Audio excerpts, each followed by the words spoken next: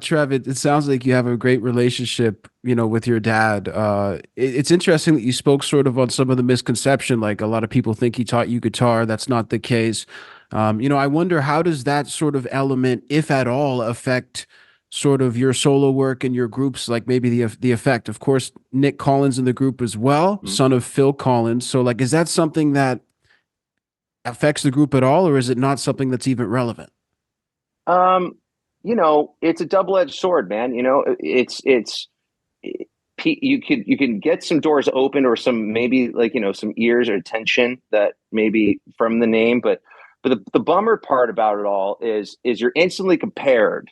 Right. Instead of like just being an artist that comes out or a guitar player or whatever or singer, it's like people just be looking at you as your own identity. But then when you come from a family, it's like your identity is connected to this larger than life identity. And I used to be bothered by it, but I realized that my dad's story is my dad's story, my story is my story, Yeah. Nick's story is his story. We all have our own stories. So I'm just going to, when I let that go, I started writing better and playing better because Hmm.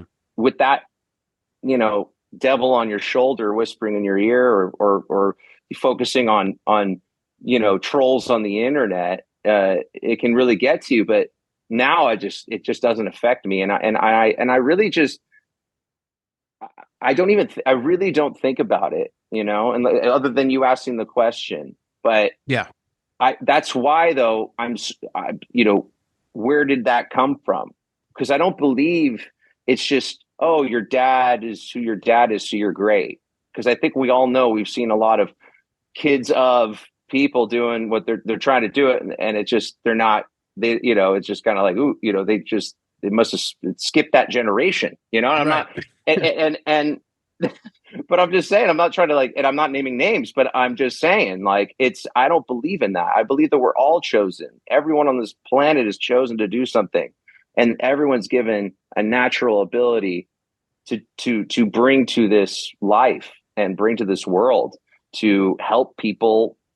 For us as musicians and writers, it's like, it's that escape. It's that can we help people forget about their shitty day, shitty job, shitty Yeah. relationship, whatever in that moment, um, and make them feel some happiness for even if it's for 2 seconds. That's something. And connecting with strangers that you don't know all around the world, and at shows, you have this bond. You have this bond when you look into a crowd, and you might not know them, but you just have the spiritual bond, and those people will remember that moment. You remember that moment. So yeah, man. I mean, anyone that's just that really didn't come into play in this band. It's cool, obviously, for people to hear. Oh man, that's really cool. Your dad's it. Nick's dad's Phil Collins. Your dad's Steve. But like, we are showing on our side that you know despite that, forget about that, that we are just a killer band that work hard. We work at our craft. We put the hours in, we put the years in to have our own voice, you Yeah. know? Yeah, if you Yeah. think about also like Trev has produced so much, like a lot of what he's done in the industry is on his own beats. Like people, it's funny, like we're working on something, there's an email that pops up. I'm like, oh wow, you worked with so and so. And that's because people like Trev, but also it's because he produces really well and he has his own voice in that realm. And that brings a lot of the music to the table on the effect, because Trev is the producer as well as a guitar player and the co-writer and all this that. So that there to be able to produce says a lot about what you can handle musically, and I think that speaks for itself. Yeah, I completely agree. And I always love, being able to hear it straight from the horse's mouth about the misconceptions. Cause, recently I saw you guys mentioned, excuse me, you guys mentioned Evan Stanley. The other day he did an interview where somebody was saying, well, you're going to, of course, take over for your dad, right? And Kiss. And he said, no, I have no desire to take over for my dad. I'm doing my own thing. Why would I want to do that? Right. So people form these strange ideas, I think, like you're saying, but it doesn't necessarily matter or even matter at all what people's ideas are because you guys are out here kicking ass and taking names. So it's awesome to see.